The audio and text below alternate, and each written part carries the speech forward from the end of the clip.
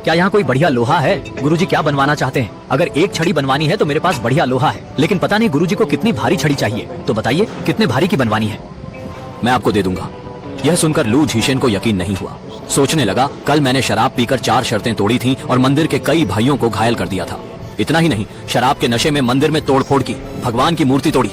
इतना बड़ा अपराध किया, फिर भी सच्चे गुरु ने न डांटा, बल्कि मुझे एक अच्छी नींद लेने दी और फिर एक पसंदीदा हथियार देने की बात कही।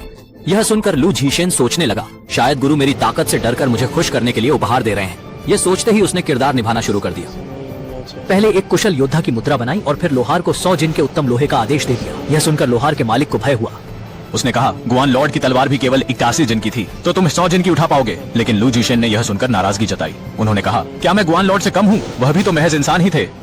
लोहार ने सुझाव दिया कि 4-5 जिन की छड़ी ही काफी भारी होगी, लेकिन लू झीशेन, जिसे अपनी ताकत पर गर्व था, यह सोच रहा था कि उसने 3 घूंसों में झेन गुआनक्सी को मार दिया और खाली हाथ पेड़ उखाड़ दिया। 100 जिन तो उसके लिए कोई बड़ी बात नहीं। गुरु ने अपने शिष्य को उसका कारनामा सुनाते और घमंड करते देखा, लेकिन वह उन्हें रोकने की बजाय बोले, ज्यादा भारी किए तो काम नहीं आएगी और देखने में भी आकर्षक नहीं लगेगी। फिर गुरुजी ने अपने लंबे अनुभव और विशिष्ट दृष्टिकोण का उपयोग करके लोहार को 22 जिन का एक वाटर इंक स्टाफ बनाने का आदेश दिया। लोहार ने देखा कि आदेश गुरुजी दे रहे हैं तो वह कुछ नहीं बोले। उन्होंने कहा कि वह सर्वोत्तम लोहा इस्तेमाल कर इसे स्वयं बनाएंगे, पर अगर आप इसे संभाल न सकें तो इसे वापस करने की उम्मीद न रखें। यह सुन गुरु हल्के से मुस्कुराए और लोहार को भरोसा दिलाया। फिर जब हथियार बनाने की पूरी चर्चा समाप्त हो गई तो गुरु ने अचानक कहा कि वह शराब खरीदने निकलेंगे।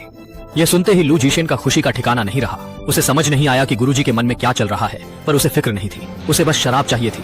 आखिरकार उसकी जिंदगी के 2 शौक ही तो हैं, मदिरा और हथियार। महिलाओं में तो लू झीशेन की बिल्कुल दिलचस्पी नहीं थी, लेकिन उन्होंने जब कई शराब की दुकानों पर पूछा तो हर जगह निराशा हाथ लगी। दुकानदार उन्हें इसलिए बेचने से इनकार कर रहे थे क्योंकि वे जानते थे कि लू झीशेन वेंजू मंदिर के भिक्षु हैं। हारकर लू झीशेन ने खुद को भ्रमणशील साधु बताकर दुकान वाले को धोखा दिया। तब जाकर उसे एक हंडा कुत्ते का मांस और थोड़ी शराब मिली।